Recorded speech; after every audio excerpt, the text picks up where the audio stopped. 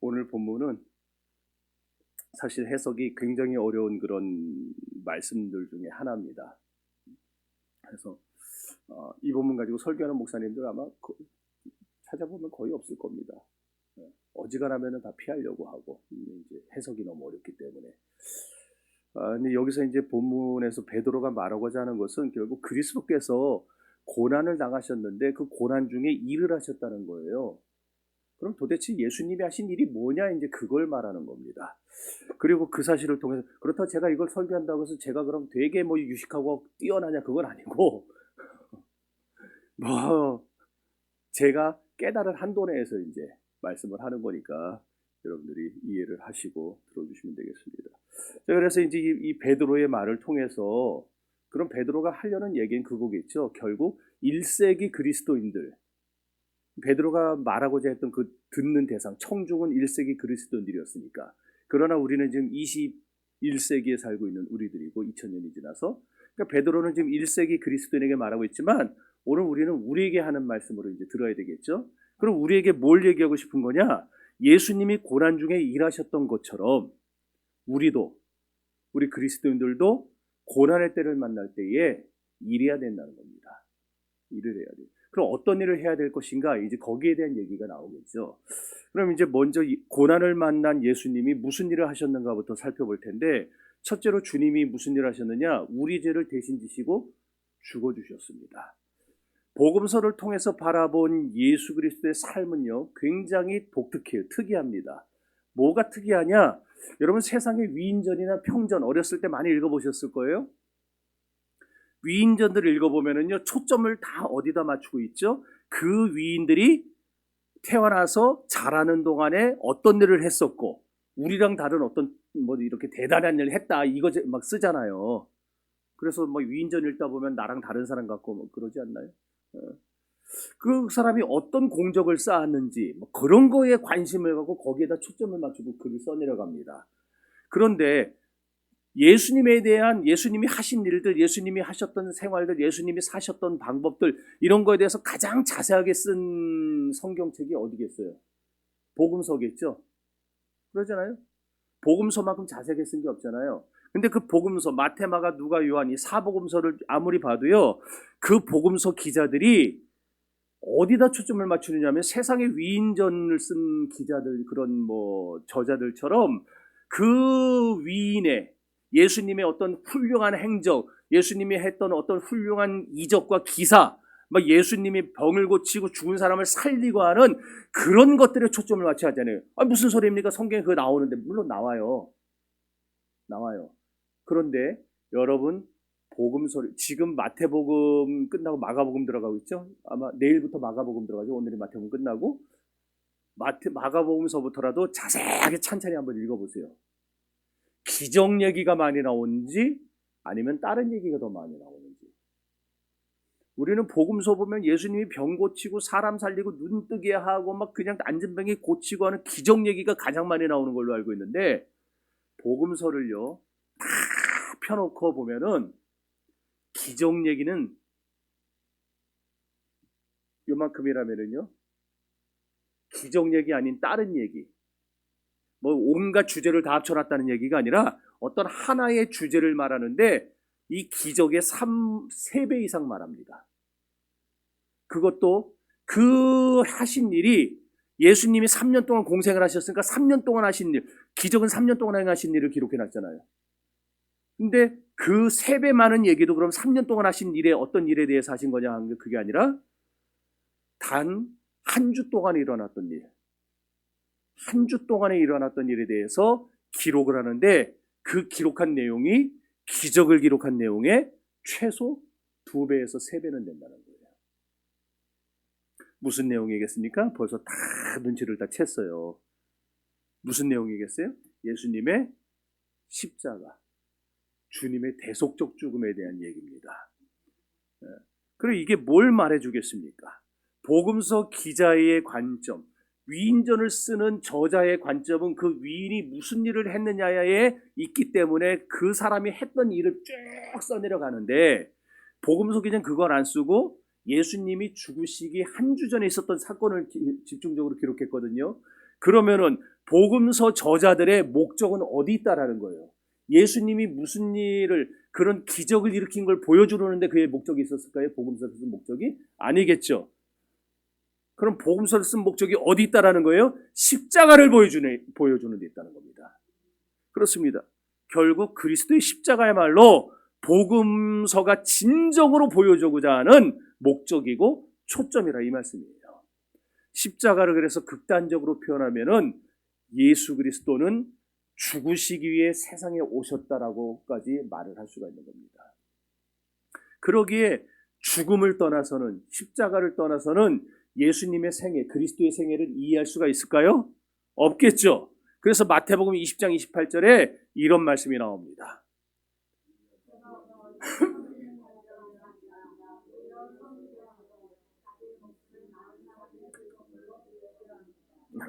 보십시오. 이거 누가 한 얘기예요? 예수님이 직접 하신 얘기잖아요. 주님이 친히 하신 말씀입니다. 그러니까 저나 여러분이나 이 세상에 온 것은 왜 왔습니까? 살려고 온 거 아니에요? 살려고 왔잖아요. 그런데 예수님은 죽으려고 오셨다는 거예요. 죽으려고. 여러분, 예수님의 생애에서 예수님의 기적이 가장 중요한 사건이 그래서 아닌 거예요. 우리는 기적을 보면서 신나고 기적을 보면서 막 흥분하고 기적을 보면서 우리도 저런 기적을 맛보면 이러지만은 예수님이 우리에게 주고자 하신 거는 기적이 아니에요. 예수님이 우리에게 보여주고자 하는, 예수님의 생애에서 가장 귀한 것, 가장 중요한 것, 가장 고귀한 업적은 십자가의 죽으심이었던 겁니다. 왜냐? 예수께서 우리 죄를 대신하여 십자가에 죽어주심으로 우리를 어디서 해방했어요? 죄에서 해방하셨어요. 하나님과 원수가 됐던 죄, 아무리 발버둥 쳐도 이 죄를 씻어낼 수 없고 결국 지옥불에 떨어져야만 되는 우리인데, 주님이 이 죄를 씻어내고 이 죄를 끊어내서 하나님과 다시 화목한 관계를 만들어 주셨어요. 그래서 우리의 구속의 사건을 완성했. 이 십자가의 대속, 이거보다 귀하고 중요한 것은 없습니다. 오늘 본문 18절은 이렇게 말합니다.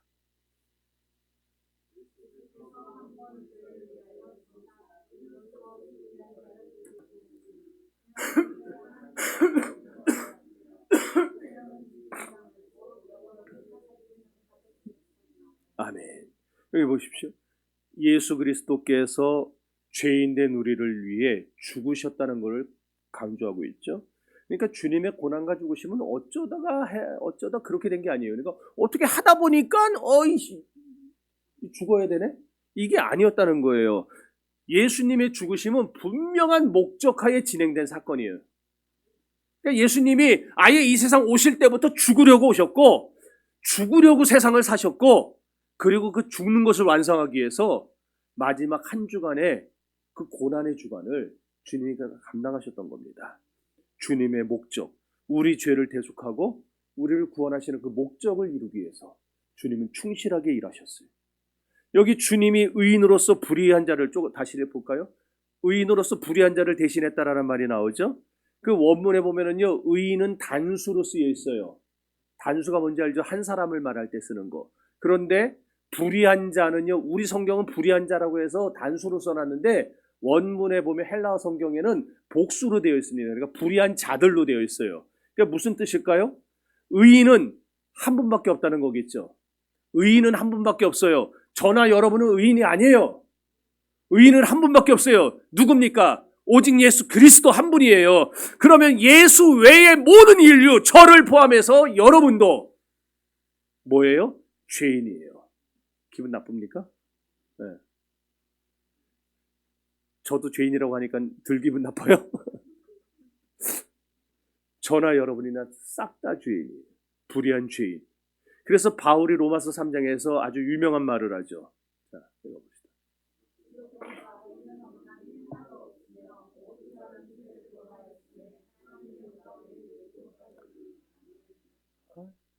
색칠을 다른 색으로 해봤는데 더 안 보이네.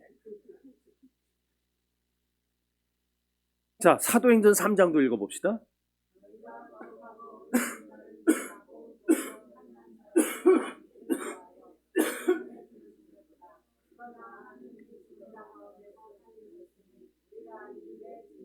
아멘.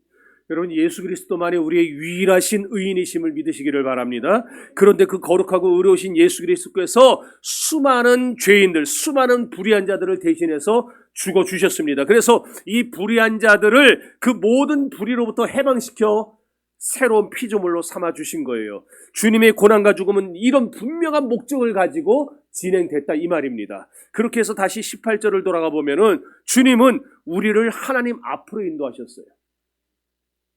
우리를 위해 죽어주심으로, 의로운 자가 불의한 우리를 위해 죽어주심으로 이 불의한 우리를 어디로? 하나님 앞으로 이끌어 가셨어요. 이것이 우리 죄를 위해 죽으시고 불의한 자를 대신했던 이유였던 겁니다. 여기서 인도라는 말은 원래 무슨 뜻이냐면 비서 있죠? 세크레터리. 비서를 의미하는 말이에요. 고대 세계의 왕들은요, 비서들을 데리고 다닙니다. 뭐 한둘이 아니었겠죠? 수많은 비서들 중에도 수석 비서가 있을 거 아니에요. 큰 교회도 가면은요, 목사들이 몇십 명이 있고 막 그렇지만은 그 중에 수석 부목사가 있어요. 그래서 담임 목사님은 수석 부목사한테 전화 하나만 하면 끝납니다. 딱 해서 뭐 지시하면 그 사람이 쫙 비상전을 막 돌리는 거예요.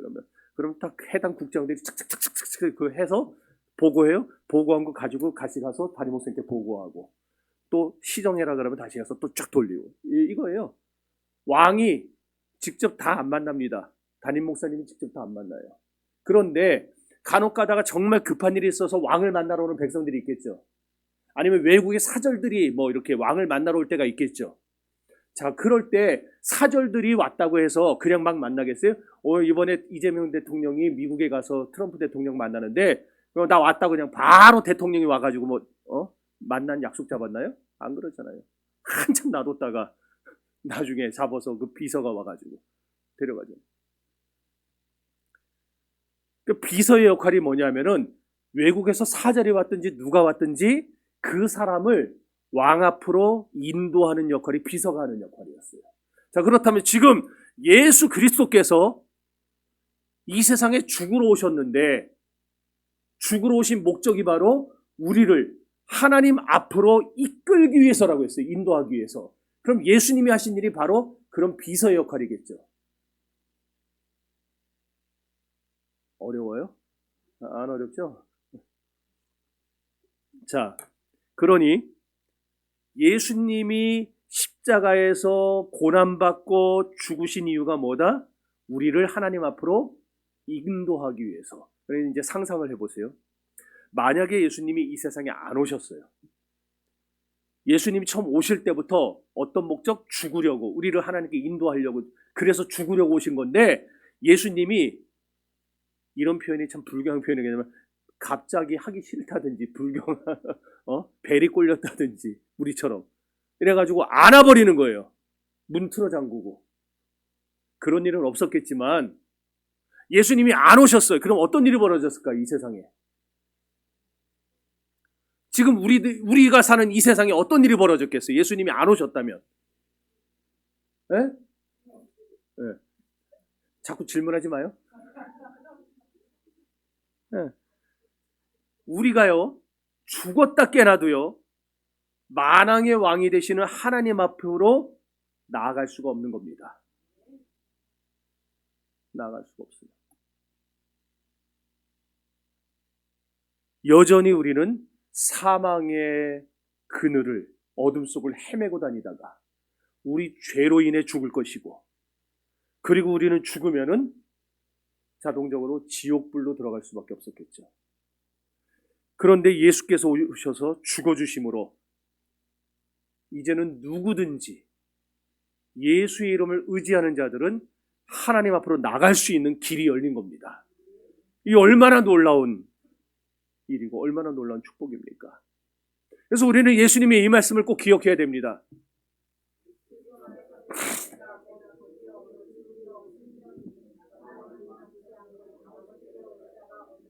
아멘. 예전에 제가 섬겼던 길재현 목사님이 맨날 이 구절 내놓고 길시갈에서 세상에서 제일 좋은 성실해요. 왜? 나는 길이요. 내가 길시로 개명을 해야 되나? 예수님이 뭐라고 하세요? 내가 곧 길이다. 내가 곧 길이다. 길이라는 건 뭐예요? 이거 말고는 갈 방법이 없다는 얘기예요. 이것만이 하나님 앞에 갈 수 있는 유일한 방법이라는 겁니다. 여러분, 예수님이 이 세상에 오셔서 우리를 위해 죽어주셨습니다. 이 놀라운 일, 예수님이 하신 일 기억할 수 있기를 바랍니다. 두 번째로, 지옥에 내려가셔서 주님의 영광스러운 승리를 선포하셨어요. 자, 19절 읽어봅시다.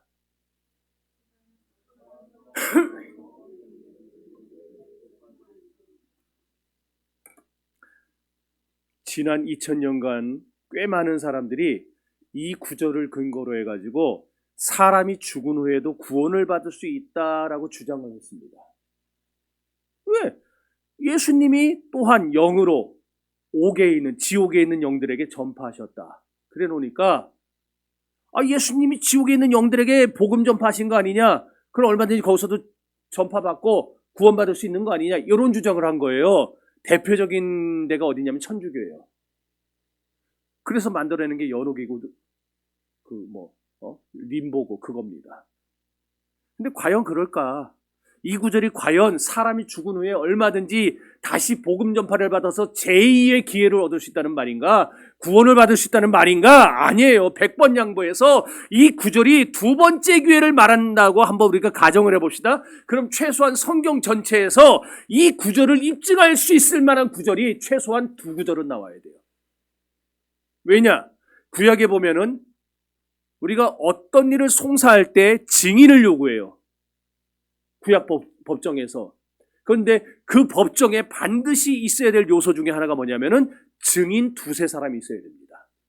그래서 예수님을 바리새인들과 대제사장들이 허위로 고소하고 예수님을 모함하고 그분을 십자가에 못 박으려고 그 짓을 할 때도 그 사람들이 누구를 세웠어요?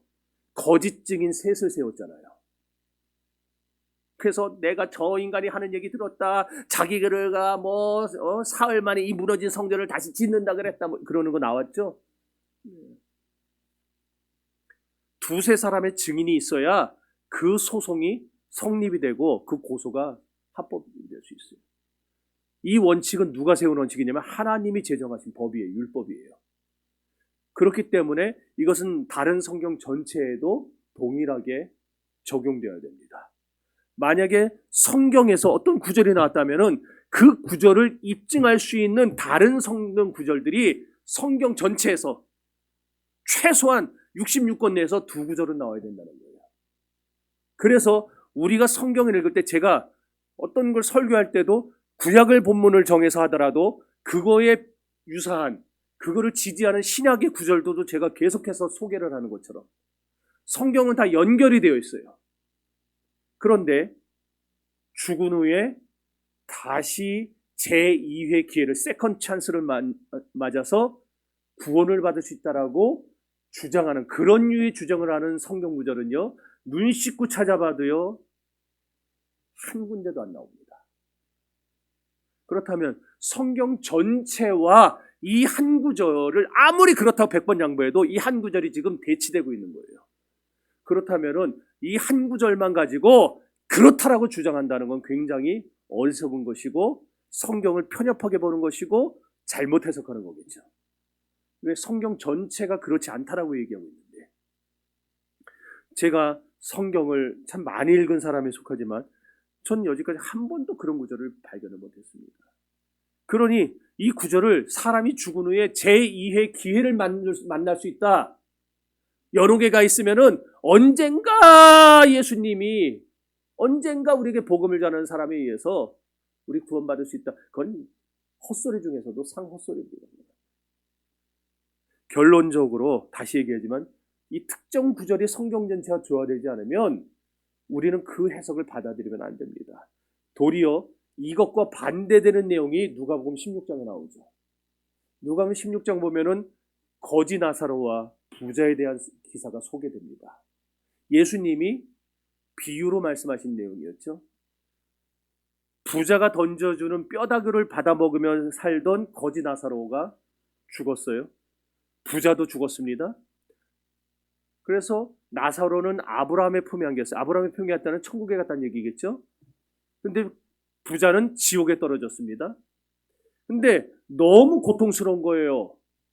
목은 탁탁 막히고 힘들어 죽겠어요. 갈증은 심하고. 그러니까 나사로가 아브라함 품에 안겨 있는 걸 봤어요. 그러니까 지옥에서 천국이 보이나 봐요. 난 아직 안 가봐서 모르겠는데 보이나 봐요. 천국에서도 보이고 실제로 그런지 어떤지 잘 모르겠는데 뭐 영의 세계니까 나중에 가서 이제 뭐 알아봐야 되겠죠. 그런데 나사로더러 아브라함더러 요청하죠. 나사로에게 아직도 지네 집 대문 앞에서 구걸하던 나사로로 아는 거예요. 물을 하나 찍어가지고 그걸 가지고 와서 내 혀끝에다 한 번만 대게 해달라고. 그럼 살겠다고. 그때 아브라함이 한 말이 있죠. 읽어봅시다.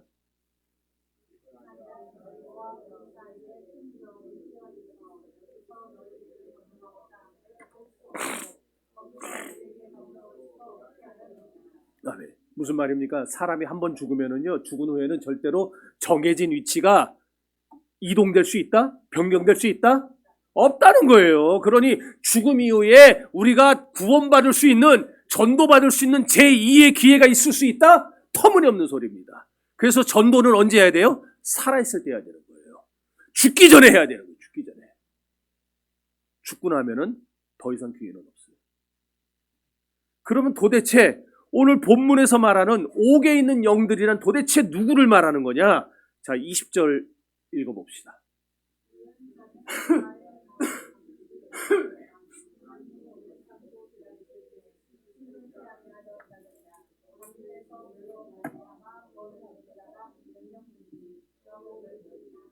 아, 네. 그러니까 여기 지금 그들은 그랬죠? 이 그들이 19절에서 말한 옥에 있는 영들이에요.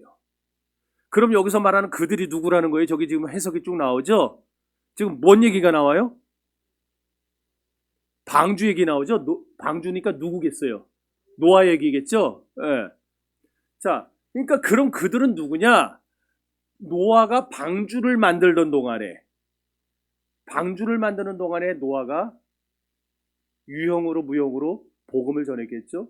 그가 한 얘기 그거 아니에요? 누구든지 방주 안으로 들어오면 산다, 들어와라 그랬던 거잖아요.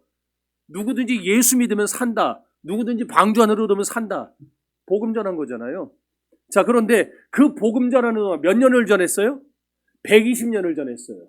120년 동안 방주 만들면서 노아는 날마다 전도했어요. 그런데 120년 동안 순종을 안 한 거예요, 사람들이. 안 들어 처먹었어요. 그러다가 자기 죄값으로 죽었던 자들, 그들이 바로 저기 말하는 그들입니다. 옥에 있는, 지옥에 있는 영들입니다. 그러니까 예수 안 믿고 죽은 사람들은 어디가 있는 거예요? 지옥에 가 있는 거예요. 그러니까 19절과 20절을 다시 한번 보세요. 예수님이 영을 통해, 영이 뭐냐? 성령이겠죠. 성령을 통해 지옥에 있는 누구에게? 노아가 방주를 지을 때 복음을 전했으나 받아들이지 않고 끝까지 거절하다 죽은 자들. 마찬가지로 오늘 우리가 복음을 전하지만 우리가 전하는 복음을 비웃고 조롱하고 반대하고 핍박하고 끝까지 받아들이지 않고 거절하다가 죽는 자들. 그런 자들이겠죠? 그런 자들에게 지금 전파하셨대요. 그래서 여기서 전파했다고 하니까 여러분들이 되게 헷갈리는 건데 지금 벌써 눈치 빠른 사람들은 여러분 개역개정 보니까 개역개정은 뭐라 돼 있어요? 전파라고 안 하고? 다 개역 성경으로 들고 왔어요? 왜 이래? 개역 개정에 뭐라고 되어 있어요? 옥에 있는 영들에게 뭐 했다고 나와요? 선포했다고 나오죠. 이거는 개역 개정이 번역을 잘한 거예요. 이 부분은. 원래 복음 전파를 의미하는 헬라어 단어는 유앙겔리조라는 겁니다. 복음이 유앙겔리온이고 유앙겔리온 복음을 전하는 것을 유앙겔리조라고 그래요. 그런데 여기 본문에 지금 전파했다라고 쓰인 단어는 원래 뜻이 뭐냐면은 발표하다, 선포하다라는 뜻이에요. 케루소라는 단어예요. 케루소. 그러니까 예수님이 지금 지옥에 있는 영들에게 복음을 거절한 자들에게 가서 복음을 전한 거예요? 아니에요. 그들에게 가서 선포하신 거예요. 그리고 이제 의문점이 풀리겠죠? 그럼 도대체 뭔 선포를 하셨는가? 지옥에 있는 백성들에게 내려가서 그 영혼들에게 너희 여기서라도 회개하고 정신 차려 예수 믿으면 산다라고 전한 게 아니라 예수님은 선포하셨는데 뭘 선포하셨느냐?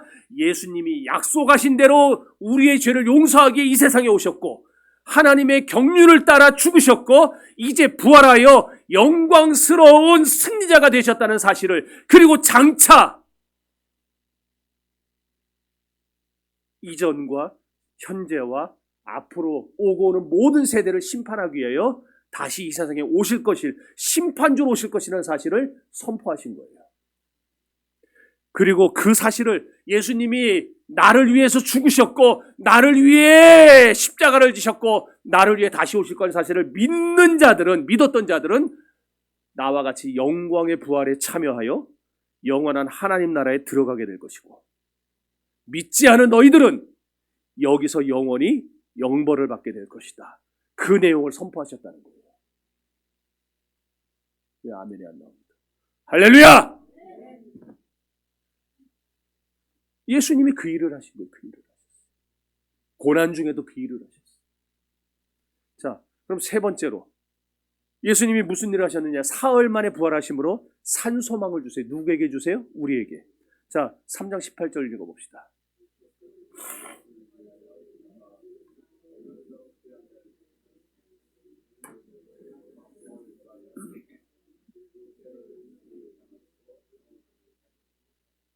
아멘.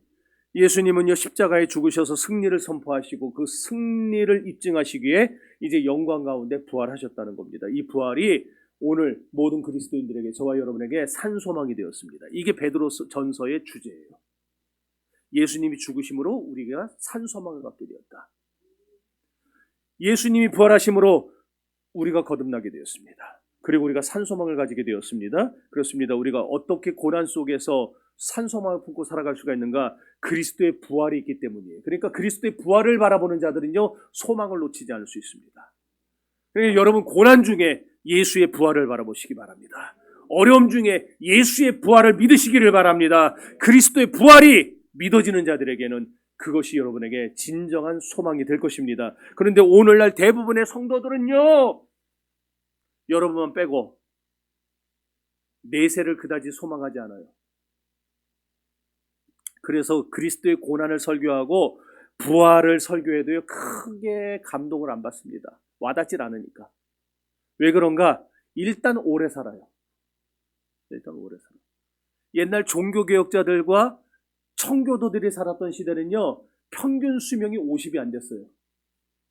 그러니까 지금 여기 있는 저도 벌써 갔어. 지금. 평균 수명이 50이 안 되니까. 웃을 거 없어요. 당신도 해당되니까. 여기 우리는 이제 하나 살아남았네. 우리 딸내미 하나. 그때 당시는 그게 평균 수명이었어요. 더군다나 영아 사망률이라는 게 극히 심했죠. 보통 한 집에 애를 낳으면 한 10명 낳죠. 8, 9명은 그냥 보통 낳는 거 한 10명 낳잖아요. 한타스로 낳는 데도 있고. 그런데 그렇게 낳는다고 해서 다 살아남습니까, 애들이? 절반은 죽죠.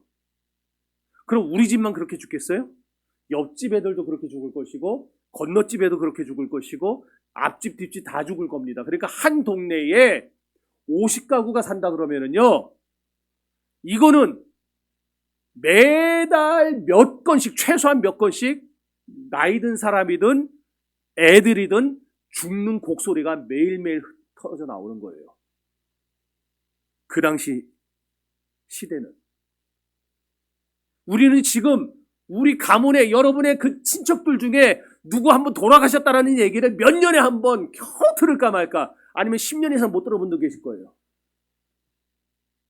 그런데 우리 청교도들과 종교교육자들이 살았던 시대는 하루 걸러 한 번씩 죽는 곡소리가 나고 슬피 우는 소리들이 났던 시대였어요. 그러니 그런 시대에 목회를 했던 목사들, 그리고 그런 시대에 예수를 믿었던 그리스도인들은 어땠겠습니까? 자연히 어디다가 관심을 갖고 어디에 소망을 둘 수밖에 없겠어요?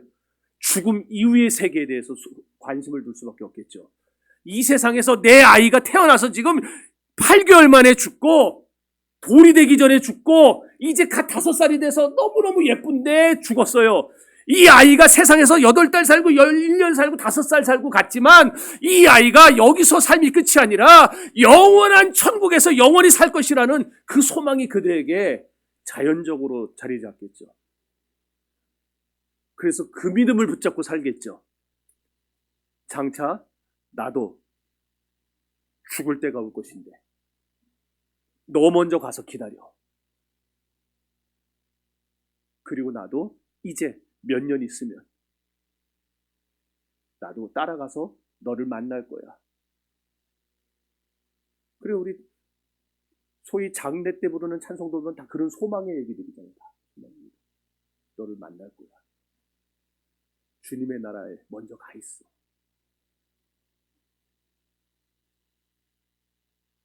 그러니까 그 사람들은요, 신앙생활하는 내내 그들은 천국의 소망을 두고 살았어요. 그리스도께서 부활하셨어. 우리도 부활할 거야. 그리스도께서 저 천국에서 영원한 왕노릇을 하고 계셔. 예수 믿는 자는 우리들도 주님과 더불어 왕노릇하리라 그랬어. 우리 천국에 들어갈 날을 소망으로. 그런데 오늘날 의학의 발달로 사람들이요, 100살을 넘는 게 이제 비일비재예요. 이제. 우리 권사님 앞으로 20년 더 사셔야지. 20년만 더 사나? 앞으로 그냥 의학이 계속 발달되기 때문에 이제는 한 130, 40은 더 넘게 살지 않을까? 아니 뭐 안 살고 싶어도 어쩔 수 없어요. 의학이 발달돼가지고 그냥 약 하나 먹으면 살아나는 거 어떡하란 말이에요. 이제 그런 시대가 됐기 때문에 죽는 얘기가 잘 안 들려올 거란 말이에요. 이제. 그러니까 우리 더군다나 세상이 이제 재밌어지잖아요. 자꾸. 너무 재밌는 게 많잖아요. 옛날에는 할 게 없으니까 서로 모여갖고 막 수다 떨고 그냥 막 같이 노는 재미로 살았는데 요새 애들은요, 혼자 지방에 들어서도 잘 놀아요. 안 나와요. 몇 시간이고. 거기서 뭐 하고 노는지. 재밌는 게 너무 많아진 세상이에요. 그래서 자꾸 세상에 오래 살고, 이거는요, 솔직히 저의 고민이기도 해요. 전 그래요. 막 기술 발전하고 막 스마트폰 발전하는 거 보면은요, 아씨, 내가 왜 이렇게 빨리 태어나가지고, 2000년대 태어나서 나도 그냥 마음껏 누리다 갔을 텐데. 이게 이제 저의 문제고 우리들의 문제죠. 천국을 소망하지 않는다는 거. 그러나 그럼에도 불구하고 분명한 사실은 여러분, 고난이 찾아올 때 그리스도인들은 주님의 부활을 바라보며 산 소망을 가져야 된다는 것입니다. 성도 여러분, 예수 그리스도는 부활하셨습니다. 이 부활을 믿으시기 바랍니다. 부활을 믿고 고난 중에 천국을 끝까지 소망하며 살아가는 저와 여러분 되시기를 바랍니다. 마지막 넷째로 예수님이 무슨 일을 하셨느냐? 승천하셔서 이제 하나님 보좌 우편에 앉으셨어요. 22절 읽어봅니다. 22절.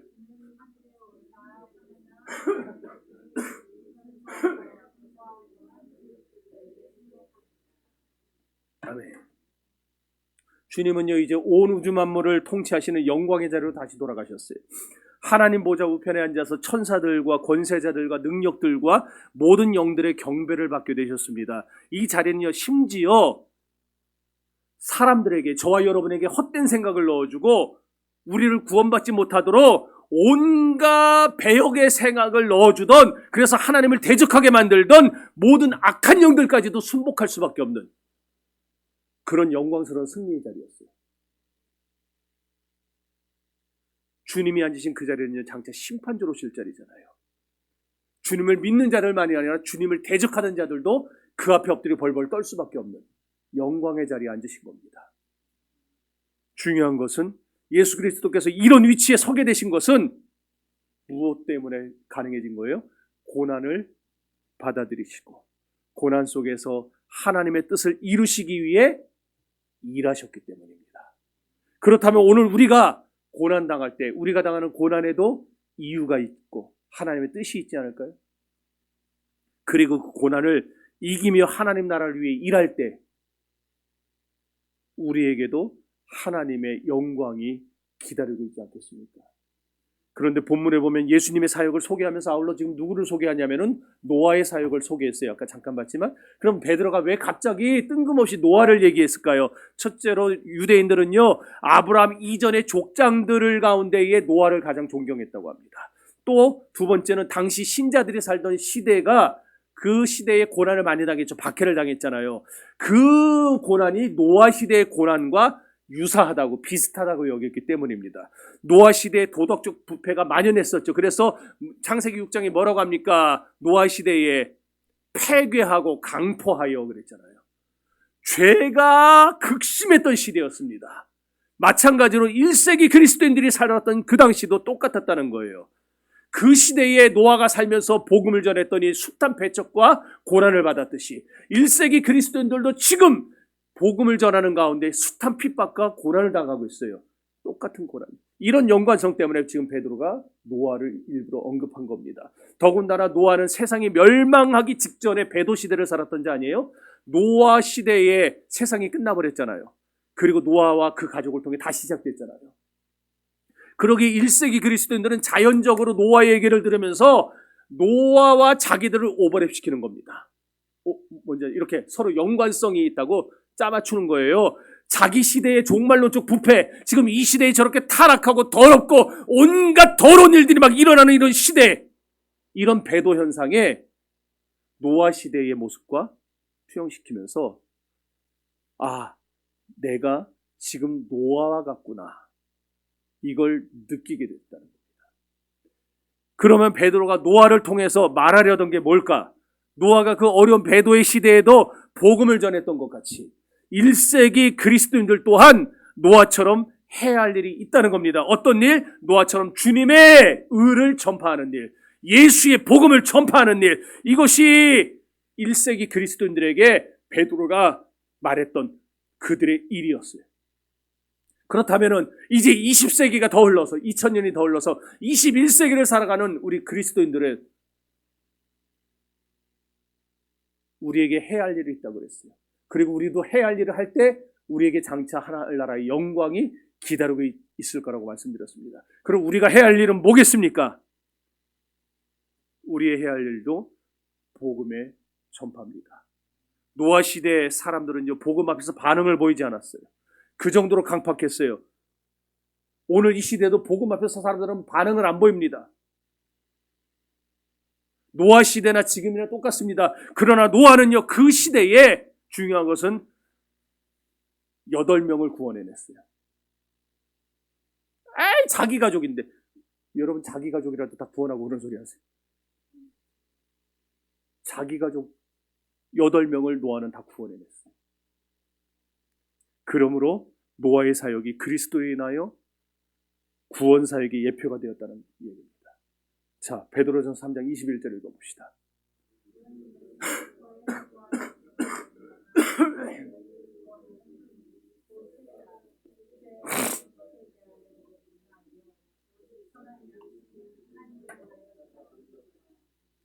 여기서 말하는 물은 세례 베풀 때 쓰는 물을 말하는 게 아니고요, 노아의 방주가 있었을 때 쏟아졌던 그 하나님의 심판의 물, 그 비를 말하는 거예요. 방주와 그리스도의 구원을 지금 같은 의미로 설명하고 있는 겁니다. 노아의 방주가 구원의 유일한 길이었던 것처럼 예수 그리스도는 오늘날 유일한 우리의 구원의 길이십니다. 그리스도 이외에는 그 어떤 구원의 방법도 없습니다. 그래서 사도행전 4장 12절은 천하인간의 구원만 얻을 만한 다른 이름을 우리에게 주신 적이 없다라고 선포합니다. 방주 안에 들어가기 위해서 돈을 냈습니까? 방주 안에 들어가기 위해서 착한 일을 했습니까? 그들이 한 일이가는 아무것도 없었어요. 하나님이 방주 안에만 들어오면 구원받는다라고 하신 말씀을 믿었던 것뿐입니다. 그랬더니 구원받았어요. 그러므로 방주에 들어간 것은 전적으로 누구의 공로? 하나님의 공로고 하나님의 은혜입니다. 그저 나를 위해 하나님 방주를 위하셨고 이 방주를 통해 구원을 준비해 주실 것을, 허락해 주실 것을 믿으며 감사함으로 방주에 들어가기만 하면 됐던 거예요. 우리의 구원도 마찬가지 아닙니까? 구원받기 우리는 값을 낸 적도 없고 구원받기 무슨 공로를 쌓은 것도 없어요. 그저 주님의 구원을 믿고 주님을 우리의 구주로 영접한 것뿐입니다. 그러나 믿고 공짜로 구원받았다고 해서 우리가 거룩하게 살지 않아도 되는 것은 아닙니다. 분명히 개혁주의 구원의 서정 9단계 보면은요, 성화라는 게 있어요. 성화. 우리는 믿음으로 구원받았습니다. 그러나 구원받은 사람은 반드시 거룩하게 살아야 됩니다. 형제 자매에게 선행을 베풀어야 됩니다. 우리는요, 착하게 살아서 구원받는 건 아니지만 구원받은 사람은 착하게 살아야 됩니다. 아멘이 왜 그렇습니까? 이미 뭐 깔아놓는 거예요? 착하게 안 살라고? 착하게 살아야 됩니다. 네. 그래서 21절 보면 세례에 대한 얘기를 하는 거예요. 세례는 누가 받느냐? 누가 받아요? 그냥 막 주는 거 아니에요. 세례는요 진정한 믿음을 고백한 사람에게만 주는 겁니다. 막 주니까 한국교회가 문제가 끊이지 않는 거예요. 그래서 세례받은 성도는요 칭의와 성화의 삶을 살아가야 됩니다. 하지만 지금 이제 세례에 대한 얘기를 하면은요 오늘 설교 안 끝납니다. 9시간 넘어도. 그래서 제가 눈물을 머금고 해야 되는데 안 하고 다음번 기회를 보겠습니다. 얼굴들이 밝아지시네. 어쨌든 이와 같이 참으로 어려운 시대를 살았던 노아는 복음을 전파해서 영혼들을 구원했어요. 그래서 그의 구원은 우리의 위대한 구원의 예표가 됐다는 겁니다. 그렇다면 이제 우리들이 해야 될 일 다시 복습합니다. 우리는 무슨 일을 해야 될까요? 첫째로 고난에 대비해야 됩니다. 믿음의 대선배 노예도 고난을 당했습니다. 심지어 하나님의 외아들 예수 그리스도께서도 고난을 받으셨습니다. 그러므로 우리도 고난에 대비하며 살아야 됩니다. 4장 12절입니다.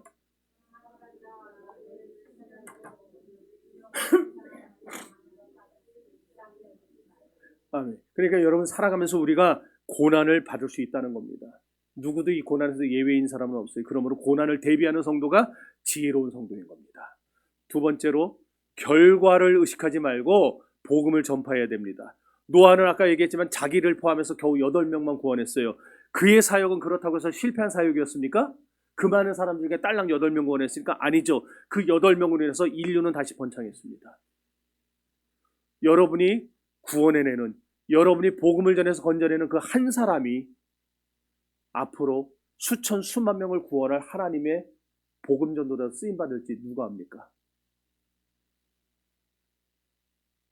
노아는요 하나님이 부탁하신 사역 앞에 성실하게 반응했어요. 그래서 최선을 다했습니다.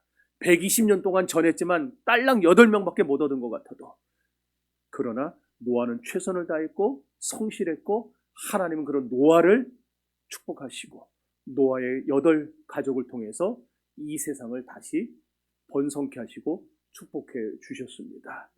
우리 주님께서 빌라도의 손에 죽으셔서 장사 지낸 바 되셨을 때 엠마오로 낙향하던 어떤 제자들은요 예수님이 실패했다고 생각했습니다. 그들이 왜 그렇게 생각했습니까? 주님께서 하나님의 뜻을 위해 이루기 위해서 그렇게 죽으셨다는 것을 깨닫지 못해서 그런 거였어요. 우리도 똑같습니다. 복음을 위해 일하고 하나님 나라를 위해 일한다고 하지만 때로는 일의 결과가 우리의 의도와는 예상하지 않은 대로, 의도치 않은 대로 흘러갈 때가 있습니다. 그래서 일의 결과가 안 좋을 때가 있어요. 내가 예수를 이렇게 잘 믿고 내가 이렇게 예수를 위해서 봉사하고 내가 이렇게 하나님 나라를 위해서 내가 헌신하고 복음을 전파하는데 왜 이렇게 안 될까? 왜 이렇게 안 풀릴까? 결과만 보면서 낙담을 합니다.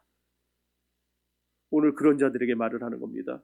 결과를 의식하지 말고 8명을 얻었다는 결과에 그 결과를 보지 말고 마땅히 우리가 할 일을 하기만 하면 됩니다. 그럼 하나님이 결국 그 일을 통해서 우리에게 놀라운 일을 보게 하실 것입니다. 세 번째로 세상에서 성별된, 세 번째 했나요? 성별된 삶을 살아야 합니다. 창세기 6장은 노아를 당대의 의인이라 불렀어요. 예수님도 이 세상에서 유일한 의인이셨죠? 예수님 의인이셨죠. 노아 예수님이 이 세상으로부터 구별된 사람이었다는 말입니다. 그렇게 세상과 구별된 삶을 사셨기 때문에 노아와 예수님은 세상을 구원하는 사역을 감당할 수 있었던 것입니다. 고난이 가득 찬 세상 속에 살면서 여러분 세상에 속하지 마십시오. 세상과 구별되어 사십시오. 그런 하나님의 의인들만이 이 세상을 향해서 그리스도의 복음을 끝까지 전파할 수 있는 것입니다. 성도 여러분, 우리는 전부 죄인입니다. 그러나 예수 그리스도를 믿음으로 구주로 영접하는 그 믿음으로 말미암아 의롭다함을 받은 용서하는 죄인들입니다. 그러므로 우리도 이 시대를 향해 복음을 선포하는 거룩한 사명을 우리가 죽는 날까지 감당해야 할 것입니다. 마지막 넷째로 최후의 승리를 믿어야 됩니다. 노아는 승리자였습니다. 노아는 불순종하는 수많은 사람들에게 견딜 수 없는 조롱과 비웃음을 당했지만 그는 끝내 승리했습니다. 예수님도 세상에서 모진 고난을 받으시고 결국엔 십자가 달려 죽으셨지만 마침내 부활 승천하셔서 영광의 승리자가 되셨습니다. 뿐만 아니라 하늘에 있는 영들과 땅에 있는 모든 영혼들 그리고 모든 권세들이 다 주님 앞에 복종하실 수밖에 없는 심판주로 이 세상에 다시 오실 것입니다. 그러므로 여러분을 둘러싸고 있는 여러 가지 고난이 아무리 많고 힘이 든다 할지라도 고난을 대비하면서 그리스도의 복음으로 하나님의 전신갑주를 입고 무장하시기를 바랍니다. 우리 각자가 당하는 고난의 색깔은 다 다릅니다. 그러나 고난을 두려워하지 말고 대비하십시오. 그리스도의 복음을 붙잡고 전진하십시오. 이 약한 세대에서 그리스도의 복음을 증거하는 이 거룩한 특권을 포기하지 마십시오. 이 특권은 천사에게도 주지 않았습니다. 예수 복음 전파의 사명은요, 이 특권은 오직 살아있는 예수 믿는 우리에게만 주신 것입니다. 그러니 세상과 구별되어 희망의 메시지를 선포하는 하나님의 사람들이 되시기를 바랍니다. 그러면 주님이 최후의 승리자가 되셔서 영광의 보좌에 앉으셨던 것 같이 우리도 영광의 그날에 아버지 보좌에 함께 앉는 영광의 특권을 누리게 될 줄로 믿습니다.